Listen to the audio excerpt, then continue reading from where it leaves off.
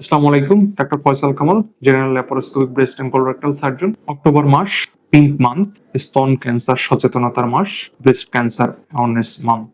সারা বিশ্বে এই মাসটিকে breast cancer সচেতন হিসেবে পালন। আসলে ব্রেস্ট ক্যান্সার রোগটি খুব দ্রুত আমাদের মাঝে ছড়িয়ে পড়ছে এবং ওয়েস্টার্ন কালচারে দেখা যায় প্রতি ৮ জনে, ইউএসএ তে দেখা যায় যে প্রতি ৮ জনে একজন এটা আক্রান্ত হচ্ছে।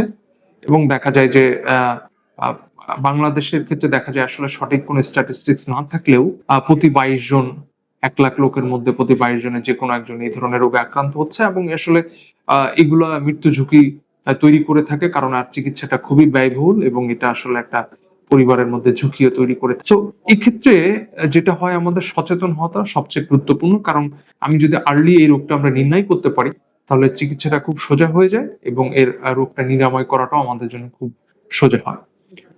সেক্ষেত্রে আসলে আমরা একটা জিনিস অবশ্যই উপদেশ দিয়ে থাকি, যে স্ক্রিনিং প্রোগ্রাম।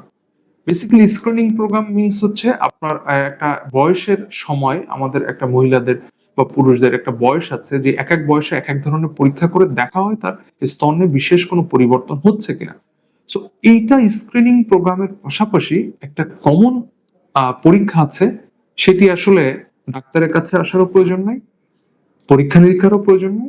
শুধু রোগী নিজে কিছু এক্সামিনেশনের মাধ্যমে এটা নিজেই সচেতন হতে পারে যে তার আসলে স্তনে কোনো পরিবর্তন লক্ষণীয় হচ্ছে কিনা। সেটাকে আমরা বলি ব্রেস্ট সেলফ এক্সামিনেশন বা সেলফ ব্রেস্ট এক্সামিনেশন। সেটা হচ্ছে নিজের স্তন নিজে পরীক্ষা করা। তো আমাদের মা বোনেরা, আমাদের বোন বা মা বোন, চাচি খালা যারা আছে, তাদের দেখা যায় যে আসলে একটা বয়সে পরেই স্তন ক্যান্সারের ঝুঁকিটা তৈরি হয়। যে কোনো বয়সেই হতে পারে, তবে একটা সার্টেন এজের পরে এটা কমনলি দেখা। সেলফ ব্রেস্ট এক্সামিনেশন আমরা বলে থাকি যে আয়নার সামনে আপনি দাঁড়িয়ে দুটা ব্রেস্ট আপনি তুলনামূলকভাবে দেখলে বুঝতে পারবেন যে কোনো আকৃতিগত বা কোনো শেপের পরিবর্তন হচ্ছে কিনা, বা একটার সাথে আরেকটা তুলনামূলক কোনো পার্থক্য দেখা যাচ্ছে কিনা। This the first thing, is very important.